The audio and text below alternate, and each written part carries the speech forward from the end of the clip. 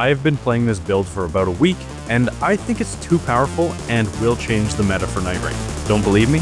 Take a look at this.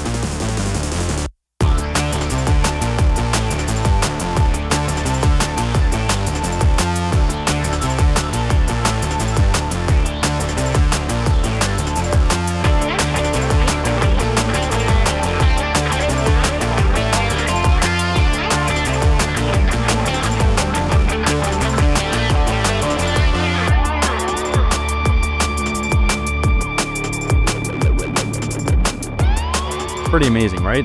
I'm just kidding about it changing the meta, as it probably won't, but it is a fun and pretty powerful build. And if you can't already guess what it is from the montage, it's a prayerful strike build using the 2 balancer relics to increase skill attack power. This build becomes absolutely juiced quickly and will have you going through the map so fast due to the insane damage numbers that you can hit, along with the skill's ability to micro stagger, flatten, and then eventually fully stagger. Because of this, your run will snowball quickly and you'll easily be able to get to level 15 with an inventory full of good passives and a long list of dormant powers that have you ready to take on the final boss of the expedition. And now that you know what the build looks like, it'll probably be helpful to talk about the mindset and decision making for the run. I've mostly used this on Everdark expeditions and not that many Deep of Night runs, so I'll start by talking about its utility with the regular game, and then at the end I'll talk about how viable it is in Deep of Night. First, get ready to see a lot of this chunky man here because I like to use the Raider for this setup. I know that Undertaker has Prayerful Strike on her starting weapon, which would open up an extra relic spot, but I find the tankiness of the Raider, along with his character skill, just makes him a better fit for this build. However, if I was a smarter player and chose my openings a little bit better, then it might be a better build with Undertaker because it opens up a relic spot. So if anyone wants to try that out with her, let me know how it goes. Please feel free to comment down below. In solo, this build is quite solid. Enemies are a little less aggressive, so it's easier to get good openings and then just absolutely slam them. On top of that, their decreased amount of poise allows for a lot of staggers as Raider. You just hit a couple prayerful strikes, a character skill, and then another prayerful strike, and if it didn't stagger on that first character skill, it's going to stagger on that next prayerful strike. But that is only if they survive the first couple hits from your gigantic death stick slamming down on them from the heavens. This makes for really easy and quick fights where you just absolutely bully the enemies, especially if they're humanoid. Now, when you're choosing bosses and enemies, I like to stick to easier bosses at the start of day 1 and get those humanoid ones down since they get staggered and often flattened with this build. So you can usually get a Great Church, a Tunnel, and then an Everjail, and I might still have time for another field boss or another small POI that I can dummy in probably about 7 seconds at that point before the first circle starts to close. And this will allow you to pretty easily get to level 5 or 7 by that point, as well as give you a few passives that can make your run really start to snowball. And then from here, you can honestly just start to be a little bit more aggressive and take on some formidable bosses quite easily, since you can tank their hits, recover your HP, micro stagger them, and just wipe them out. You will really start to absolutely snowball your run from an early level, and you'll basically just boss rush from the time the first circle closes until the end of the day. Or instead of a boss rush, if you're lucky and get a Crucible Knight Castle, you can probably smash that whole thing before the first day closes and be absolutely juiced going into the Night 1 boss. Now, since this is DLC stuff and I'm starting to love the Great Hollow map, I wanted to do some runs on that as well. All of the things about choosing which bosses to do early on apply here as well, but there's a little bit different priority. What I have found to be best is to just clear the starting camp and then beeline it straight to the tunnel. Don't worry about crystals, don't worry about churches, only hit them if they are on your way to the tunnel. You want to get that purple stone early because it seems like on these maps, the first circle always cuts the tunnels out pretty quickly, and the verticality of the map and the windingness of the tunnels just makes it clunky to get through, and if you're stuck in the storm with those snails doing their hoarfrost stomp and then trying to fly through the air for about 90 seconds, you'll inevitably just lead to your death 100% of the time. I love so many aspects of this map, but sometimes traversing it just feels so clunky and it frustrates me. And because you're doing this pretty early, you have a lot of time to kill a lot of the snails on your route to getting that stone, and they actually drop a significant amount of runes, especially at this level, and they also die pretty quickly. Take some time, kill the snails, get the stone, and then when you get out, you'll probably be able to get to about level 4 or 5 here. Then at this point, your weapon's juiced, you got a decent level, you can survive some hits, so now you can do what this map does best. A boss rush. It's usually pretty easy to get 2 or 3 churches, all 3 crystals, and then 3 or 4 field bosses done before the day is done. This map actually has a pretty good route for that. I like to go to the bottom right corner, get that church, and then just kind of make my way across, or just do a swing around the total bottom of the map, and I usually end up getting all of that. The circle closes, and then I'm about level 8 or 10, depending on how many bosses and little enemies I killed. Got the center power, enough churches for the rest of the run, and then I'm good on that Night 1 boss. So then when day 2 starts, I can just start focusing on the towers or castles, get an easy level 15 with tons of great passives and tons of dormant powers going into the Night 2 boss because, again, this build just completely slams. literally. And speaking of day 2, I usually do the towers, or at least I call them the towers. I've heard some people refer to these boss rushes as the castles. I think that's wrong. I think they're towers because they just go up, winding staircase, boss each level. Castles, you would have multiple different areas. That's why I classify them this way. And the only reason that I do the towers over the castles is because I've only done a couple runs with this build on this new map, and I don't know the castles very well, so I wanted to do something that I do know so I could test the build out first. I actually think that the castles might be better since the towers just give you a few drops, and they're usually a lot of golds. We're not looking for gold weapons, we're trying to focus on this peripheral strike build, so a lot of it just gets wasted. Whereas the towers, you can kill a lot more medium enemies, get way more drops, way more passives, way more dormant powers, and it'll probably juice you up a lot more, and you'll still easily get to level 15. And in fact, this build is even better for clearing out the castles because those enemies are usually smaller or medium sized, some large, but because the smaller and medium sized ones will get micro staggered or flattened, you can just absolutely decimate them. Okay, moving on from routing and decision making, next up is passives and dormant powers. When you're absolutely dummying the map, you want to look for a couple things, and this is how I prioritize them. The first weapon passive that I look for is FP restoration on hit. I find that this is even more valuable than reduced FP consumption since the weapon, character skill, and crits all proc FP restoration, so you can get a couple more hits out of Raider's tiny little FP bar before it's drained, and by the time that's drained, then most enemies are dead. And if they aren't, they only have a couple regular hits, or they're a big boss and you're going to be using starlight shards, so you don't have to worry too much about it. Then the next priority that I kind of have in mind is FP restoration when taking damage, since you'll be trading hits with this build, and if you get that along with FP restoration on hit, you don't ever have to worry about starlight shards. Just press L2, turn your brain off, and win the run. Since I'm on the topic of FP, I'm just going to talk about reduced FP consumption here. I don't really look out for it on weapon passives because I find I usually get it as a dormant power. Saving this for a dormant power opens up more slots for damage negation, skill attack power, and other passives that'll be more helpful once you have some kind of FP restoration, so that's why I don't prioritize it here. Then the next big thing that you want to look out for after that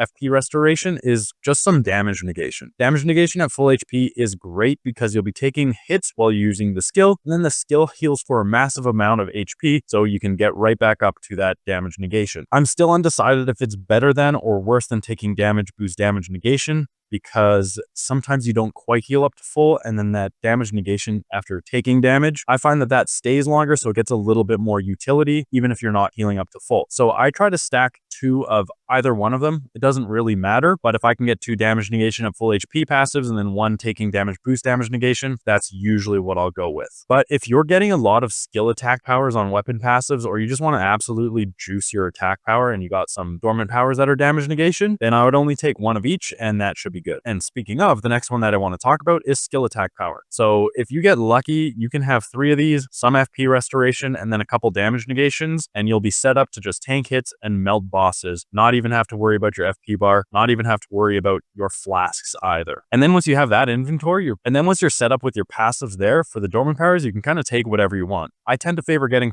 physical and affinity damage negation dormant powers so that I can just turn my brain off and really spam L2, and it makes my damage negation passives go further. And then on that, if you've gotten lucky and gotten a couple physical and affinity damage negations, you can probably forego the damage negation in your passives and just focus on skill attack power in your weapon passives. Or if you have good passives, you can forego the damage negation in your dormant powers and take physical attack up, because a big chunk of this skill uses physical attack power still, as well as affinity attack power. So from here, you don't really have to think too much. Don't worry, just go with the first one that your mind thinks is better and move on.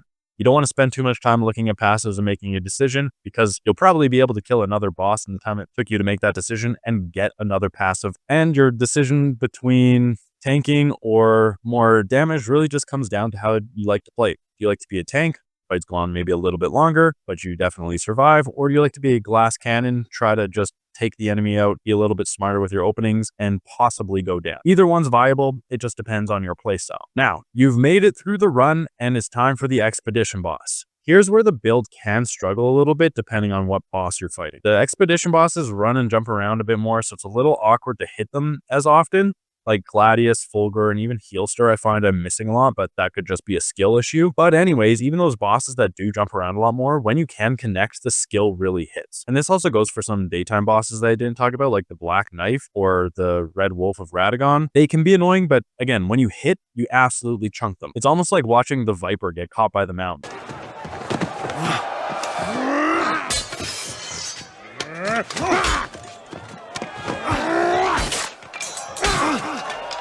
And for these bosses that do jump around a lot, and luckily the relics still boost your melee attack power, and since you can absolutely clear the map with this build, you should have enough dormant powers that even when you have a small opening, you've probably taken some physical attack buffs, so your regular swings will probably still hit the boss pretty hard and you'll melt them just fine. That'll keep the stance damage up, chip away at the health for when you do get a peripheral strike off, you're going to chunk, maybe stagger the boss, and then honestly, half the time I don't even take the crits, I just still go for more peripheral strikes. Other bosses that I've fought with this are the Balancers, the Greg Lord, and regular Libra. The Greg Lord does move around a fair bit, but he has some juicy openings, so you just have to be patient with this skill, and it will pop his fists and give a window for a back-to-back hit and give you absolutely gigantic damage on him, as well as stance damage too, so you could probably end up getting a critical hit. Pair this with Raider's skill, and when he's running around and kind of jumps back to you, use the skill, eat that hit him with your character skill, hit a peripheral strike, massive damage window, good chance for stagger. And for the Balancers, it absolutely smashes them. And who doesn't love smashing some beautiful 8-foot tall women, especially when they're in their goth form? And this is because it actually flattens them. So you can just smack them down onto the ground, maybe take one more swing and kill them, or just do another peripheral strike if you want some extra healing. The big Bloodworm phase is really not any different than using any other build, but the healing from the skill is actually really nice here to counteract the health drain and blood loss when it's at the final part of this phase. And if you get in front of it, you can pop a couple pimples with the skill and stun it out early. So overall, I think this build is actually a great counter for this boss, despite having a holy component. And this is another place where Raider's skill can kind of come in handy. If you're getting low on health and you time your character's skill right, you won't die. So now I want to talk about regular Libra, and Raider is already a menace against him, and this skill just brings it to the next level. I just want to highlight this run because I was able to play sloppy against him here, and I didn't even need to use a single flask. The damage, healing, and stance damage is just too punishing and a perfect counter to regular Libra. And then you pair on Raider's skill or ultimate, and it just stops him from transforming, so you get a lot of windows, and you're able to just toy with him and just completely dummy him. Now, I will say I haven't fought Everdark Libra with it, so I don't really know how it holds up. It's questionable because the time that it takes to get the skill off and then the recovery after is pretty slow. So if you don't have a lot of madness resistance, you might get madness and 100 to 0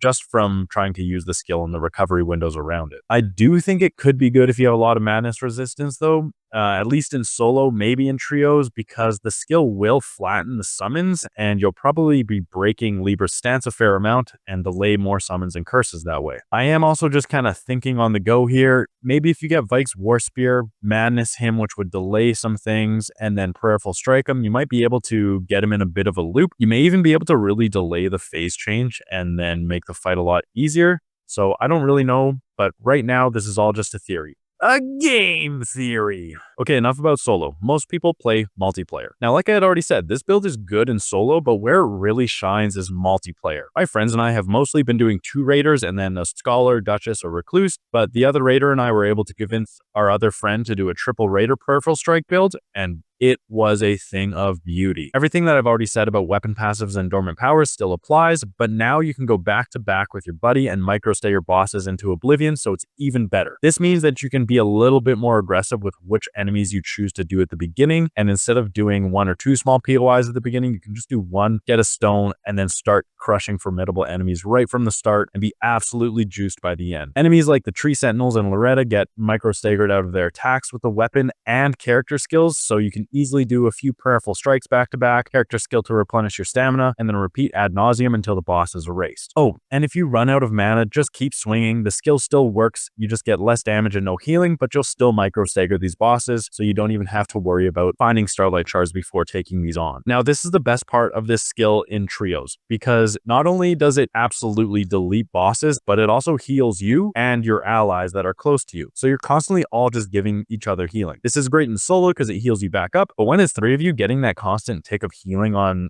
everyone's swings just keeps you alive and turns you into an absolute tank. So this increases how aggressive you can be, lengthens attack windows, and makes it so that you can just keep swinging. This means that you have a higher average DPS, lower time to kill, more of the map gets cleared out, and then you are all more powerful. Triple Raider Prayerful Strike is just so great and is probably some of the most fun I've had playing this game. Now, I know some of you are already thinking, usually sharing loot when you all do the same build can be a little bit troublesome. Everyone has to look out for the same things and there's only so many drops of it. But since it's so easy to clear so much of the map with this build, I find it's not really an issue. Also, the shops often have some kind of damage negation or FP restoration, so everyone can get one early and they don't have to fight about it, and it makes the run snowball really quickly. Other than that, I don't have much more to add about multiplayer. It's just busted, you can get a little bit more aggressive early, and it just snowballs faster. Just keep pressing L2, stay close to each other, and bosses are going to get deleted. Okay, time for the elephant in the room. The Deep of Night. I have only done a couple Deep of Night runs with this, one ending in a loss on the final boss and one in a win. I did these with randoms though, so communication in general was tough, especially for getting a stone. And these runs were both on depth 4, I believe. Maybe one was on depth 3 and one was on depth 4. I think I'll have to check the footage. Despite the differences in how they finished, both times clearing the map was quite easy because that's what this build does. And most of what I said earlier still applies, but since enemies hit a little bit harder, especially at the deeper depths, you have to be more careful from level 1 to 6 because you will get killed out of your skill. Again, this was with randoms though, so we weren't really pairing up against enemies as much, and that may have played a role in it. I think if I did this with friends and we had 2 or 3 raiders playing Prayerful Strike, it'd go a little bit better because we could all stick together, all give each other healing, and just tank things a little bit better and micro stagger them into oblivion. But once you get to level 6, you can be a little bit more aggressive because you'll start to actually be able to withstand enemy attacks, and your skills are still going to absolutely chunk them. It's really good for getting through their enhanced health bars because you do a lot of damage and you micro stagger them, which again just leads to a lot more openings. Now, for the builds that I tried with the Deep of Night relics, I did one with extra physical attack and it went well, but I died out of my skill a little bit more often. And that one was actually the one that we ended up winning. Then on the one where I lost, I had increased max HP perks, which was a lot better for survivability and made the run in general a lot easier. I'm kind of undecided on how to make this build, so if you have any ideas, please write them down in the comments below. I do think that going for a little bit of survivability over attack power might be a little bit better, especially if you're coordinated with multiple raiders doing this, but I'm not quite sure, so we'll see in the future. I'll do some more runs and get a little bit better of an idea. Anyways, there's the build, some insights, and I guess a bit of a guide. I hope that it helps you try this out, or at least gives you ideas for other kinds of builds to try out, and just continue having fun with this amazing game. And if you have any ideas, leave them down in the comments because I would love to try out other builds too. And if you do that, thank you very much. It just takes more thinking off of me. But for now, I just have to recommend this build because I think it's so fun, so go and give it a shot. Anyways, thanks for watching and have a good one.